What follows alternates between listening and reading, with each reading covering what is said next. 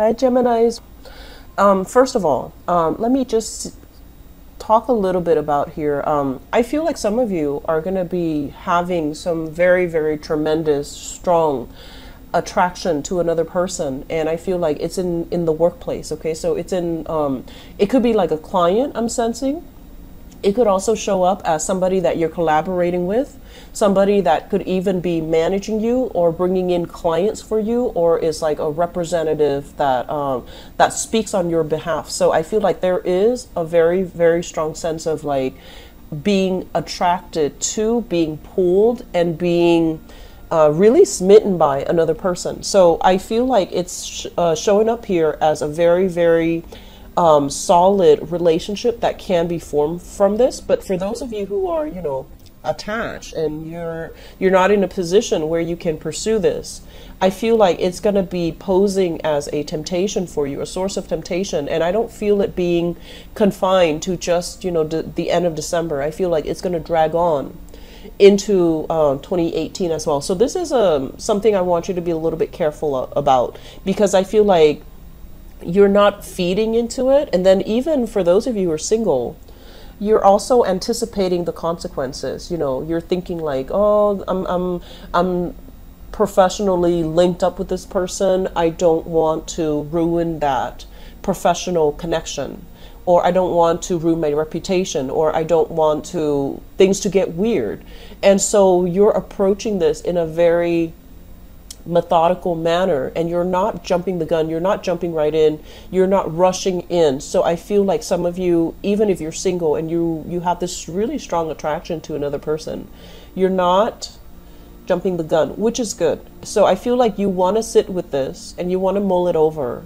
And I feel like not only are you physically attracted to the other person, there's this sense of like kindred spirit, like emotionally you have a really strong connection, you agree with each other, and there might be some opposition in the work environment where somebody is like wanting to be a contrarian, and then you and the other person, you're so much alike that you agree with each other, you give each other emotional support, and you're kind of like in alliance with each other against the third party. So I feel like there's this sense of camaraderie that is really rare. It's very exciting, and it's almost like you're finding your other half. So just be careful, and you know, approach it with a professional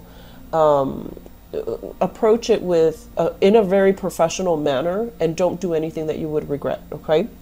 On top of that, what I also feel as well is there's a message here about, and I feel like it's in like a continuation of this situation. It's saying long-term gains versus short-term pleasure. Okay. And when I heard that, I didn't really associate it with kind of like temptation and love and lust and infatuation. I was thinking more in terms of like, it could be, but I was thinking more in terms of, don't think about a quick financial payout. Think about long-term gains. So that means if everybody is just telling you, you know, let's get involved into this one kind of risky financial venture, and everyone is trying to pull out, and you're just like, oh, I wonder what's going to happen, you know, if I should follow suit. And I feel like actually you might want to rethink it. Okay, so we're talking about investment opportunities here, and this is not my area of expertise. So you need to consult, you know, your financial advisor. You need to consult whoever it is that's handling your resources, handling your investment portfolios. Okay, but I feel like there are some long-term things that you want to look into when it comes to money, when it comes to your projects, when it comes to your investment, because I feel like you're better off waiting it out. So that's the message I'm getting. You're better off taking the safe route. You're better off with the status quo.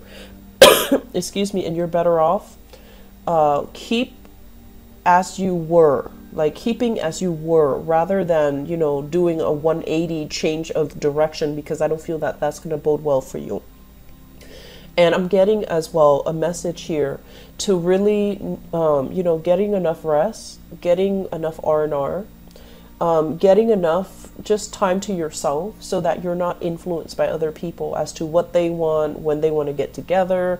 And so I feel like it is going to be the next 2 weeks will be very, very busy. And so taking enough time to yourself, it's going to be necessary, okay? Family demands, family expectations, of course, it's the holiday season, but I don't see any problems, any snags in the road that is associated with that's coming in. I just feel like for those in relationships will really flourish and blossom. There will be communication breakthroughs, and not that you're having trouble before, but I feel like there's going to be a lot more agreements, there's going to be a lot more consensus, there's going to be things that are pushed through because everyone is on the same page, or everyone is going to, you know, overcome their differences and just be on the same page. So rounding out this year, I feel like you're heading into 2018 with a lot more, I want to say, with a lot more harmony in your step. Okay, so it's going to help already as we transition into 2018. So 2018 is a number 2 year, and a lot of it is the energy is all about, you know, making connections, and also finding luck through other people. And, you know, as a dual sign, I feel like for a lot of dual signs, the energy of 2017 was very, very disruptive. It's kind of like, you know, me against the world in 2017 for dual signs, and for you and for Pisces especially. And so 2018, the energy is softer, it is calmer. You're not going to feel like you're up against everybody. You're not going to feel like all eyes are on you. Will you float or will you sink? You're going to feel this harmonious energy where people want to cooperate, where people are just like, let's not fight anymore. Let's just, you know, kiss and make up, and let's just, in the spirit of camaraderie, let's just agree to disagree, or let's just, you know, find the optimal best solution. So I feel like you have a easing up of tension, and you have like a de-escalation as well. So because of that, what I feel is the major theme for you in 2018 is to really do things by the book, okay? And whatever adversity you have to overcome in 2017, I feel like it revealed to you your strength, but it also tremendously revealed to you your weaknesses. Where am I, you know, not really strong in? What areas? What part of knowledge am I kind of shaky in? Admitting where we excel, and then admitting where we can do a little bit more work, where you can do a little bit more studying, we can do a little bit more learning, or where we can really strengthen up. I feel like that's really important for 2018. So 2018, the energy is, you know, relying on other people so that you can expand your knowledge.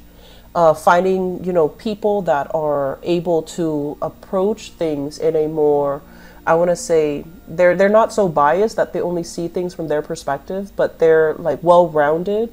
They can, you know, play devil's advocate. They can provide you with a holistic piece of the puzzle. They can provide you with both sides of the coin.